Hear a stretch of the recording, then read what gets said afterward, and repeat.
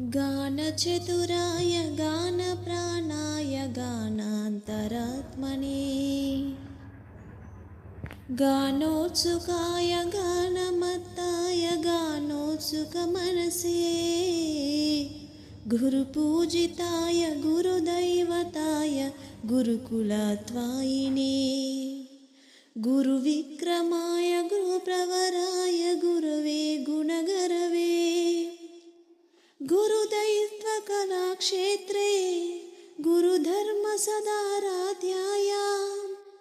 गुरुपुत्रपरितात्रे गुरुपखण्डकण्डकाय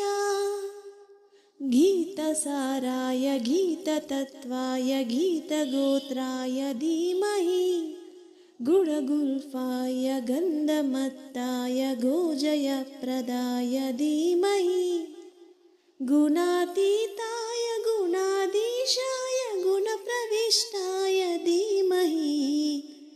एकदन्ताय वक्रतुण्डाय गौरीतनयाय धीमहि गणेशानाय बालचन्द्राय श्रीगणेशाय धीमहि